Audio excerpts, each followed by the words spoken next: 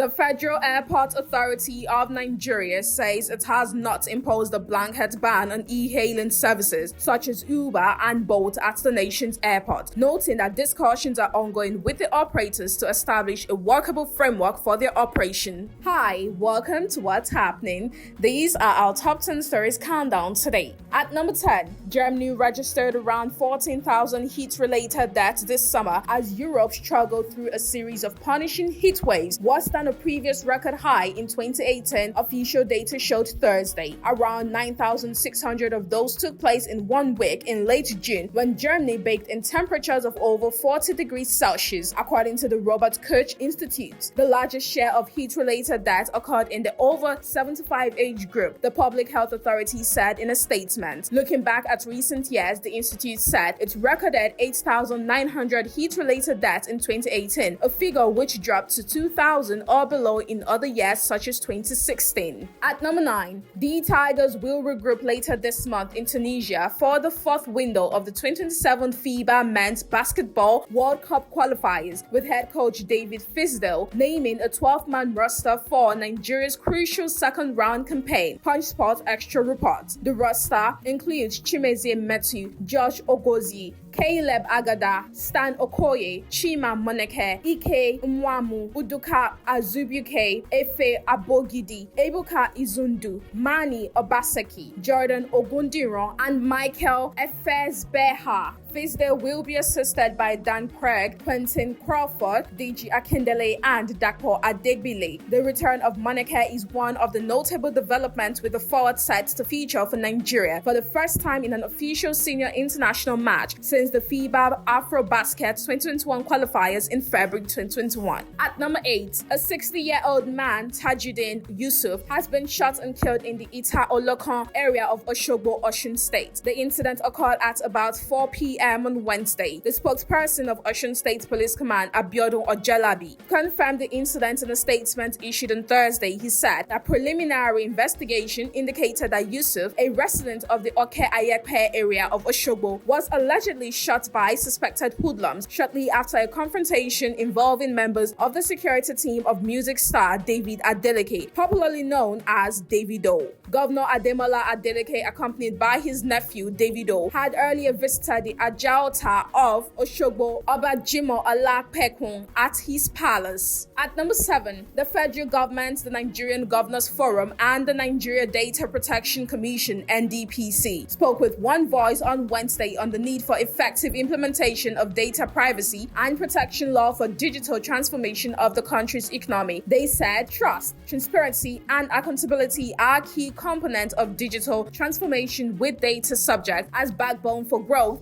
and economic prosperity. The 36 states of the Federation and the Federal Capital Territory (FCT) were urged to strengthen the implementation of the Nigeria Data Protection Act 2023 and the Nigeria Data Protection General Application and Implementation Directive 2025 to safeguard citizens' personal information. At number 6, Nigeria's teaching profession is heading for a major regulatory shake-up as the Teachers Registration Council of Nigeria moves to enforce full professional certification and licensing of teachers by December 2027. The council's registrar, Dr. Runke Shoyombo, disclosed this in an exclusive interview with The Nation, saying the move is part of broader reforms aimed at restoring professionalism, strengthening standards, and ensuring that only qualified and licensed practitioners remain in Nigerian classrooms. According to Shoyombo, the council has set a target of ensuring that at least 75% of teachers possesses TRC and certificates by the end of 2026, while schools will increasingly be required to demonstrate compliance with the professional certification requirements. At number 5, the Niger State Planning Commission, in collaboration with the United Nations Children's Fund, has commenced the implementation of the End to 25 initiative, a state-level framework aimed at strengthening nutrition security and improving maternal and child health outcomes across the 25 local government areas of the state. The initiative was unveiled in Minna during a sensitization and orientation meeting attended by local government area chairmen, directors of personnel management management, health officials, and other key stakeholders. The N225 initiative is aligned with the broader N774 national framework and is designed to translate national nutrition priorities into coordinated, sustainable, and measurable interventions at the grassroots. At number 4, the Kaduna State University chapter of the Academic Staff Union of Universities says it is ready for immediate negotiations with the Kaduna State government to resolve the lingering issues threatening industrial harmony at the institution. The chairman of ASU Tukasi, Dr. Abubakar Abdullahi, said this at a press conference on Thursday at the ASU Secretariat in Kaduna, stressing that the union was prepared to meet with the government at any time. He said its priority was to find lasting solutions to the problems confronting the university. Abdullahi explained that the 2-week ultimatum issued by the union followed a directive from its national leadership, but expressed optimism that dialogue with the state government would yield concrete solutions before the expiration of the ultimatum. At number 3, the Nigeria Employers Consultative Association has urged state and local government to account for the 10.4 trillion naira distributed to them from resources generated following the removal of the petrol subsidy. The Director General of the NECA, Adewale Smart Oyerinde, made the call in an interview on Channel's television Sunrise Daily on Thursday, following the disclosure by the Minister of Finance and Coordinating Minister of the Economy, Taiwo Oyedele, that the removal of petrol subsidy mobilized 15.8 trillion naira for the Federation between June 2023 and December 2025. At number 2, troops of the Joint Task Force Northwest Operation Fasanyama have rescued 10 civilians in separate operations across Sokoto, Kebbi, and Zamfara state. In a post on X Thursday, the Media Information Officer, Joint Task Force Operation Fasanyama, Lieutenant Colonel Aliyu Danger, said the operations were carried out as part of ongoing efforts to protect lives and secure communities across the Northwest. On August 19, 2026, troops conducting patrol in Isa local government area of Sokoto state encountered a terrorist ambush. At number 1, the Federal Airport Authority of Nigeria says it has not imposed a blanket ban on e-hailing services such as Uber and Bolt at the nation's airports, noting that discussions are ongoing with the operators to establish a workable framework for their operations. FAAN made the clarification in a statement issued on Thursday, following reports and concerns over the status of e-hailing services in some Nigerian airports. The authority said its position was not aimed at restricting passengers' access to transportation options or undermining the role of e-hailing platforms in providing convenient mobility to air travelers. That's all for today. See you next time on What's Happening.